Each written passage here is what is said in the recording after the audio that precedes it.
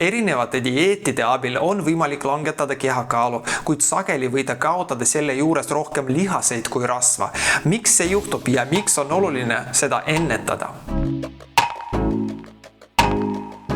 Kehamassiindeksi mõõtmisel ei võeta arvesse rasva ja lihaste osakaalu ja see vahekord võib inimestel väga erineda.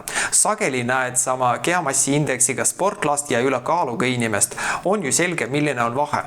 Insuliini, hormooni, mida toodab kõhunääre ja mille eesmärk on glükoosi verest eemaldada ja seda viia erinevatesse elunditesse nagu maks, peaju ja lihased, suurenenud tootmist seostatakse kaalu tõusuga. Samas kui insuliini madalam tase, mida saavutatakse dieedi või ravimite kasutamisel, viib kaalu languseni.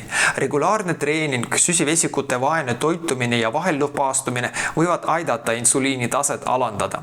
Uuringud näitavad, et madala kaloraažiga ja keskmise süsivesikute sisaldusega dieedil, see tähendab, et tegemist ei ole süsivesikute vaese dieediga. Inimesed, kellel on kõrge insuliini tase, millega sageli kaasneb ülekaalulisus ja rasvumine ning teist tüüpi diabeet, kaotasid rohkem lihasmassi ja vähem rasvamassi ning neil oli ka rohkem väljendunud vistseraalne rasvumine, kui rasv koguneb siseorganitesse ja nende vahele, võrreldes inimestega, kelle insuliinitase oli normaalne. Dieedi ajal põletatakse lihaseid, mitte rasva.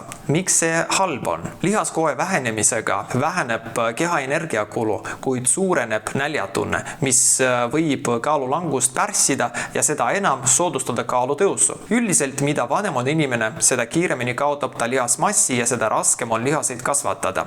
Vanematel inimestel tekib sarkopeenia, see tähendab lihasmassi vähesust, mis suurendab luumurdude ainevahetushäirete riski ja lühendab eluiga. Mida teha? Lihasmassi kadu dieedi ajal on peaaegu vältimatu, nii et enne dieedi alustamist ja kalorite piiramist või enne süsivesikute vaesele toitumisele üleminekut julgesti alustage treeninguga ja mõelge läbi, kas tarbite piisavalt valku, kuna sellest koosnevad teie lihased.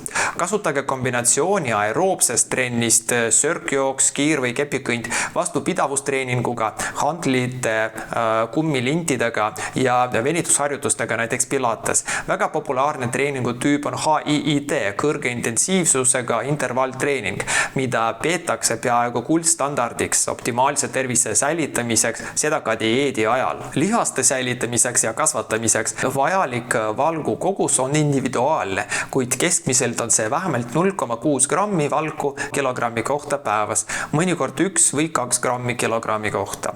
Vabanege ülekaalust õigesti ja pidage meeles, teie tervis on teie kätes.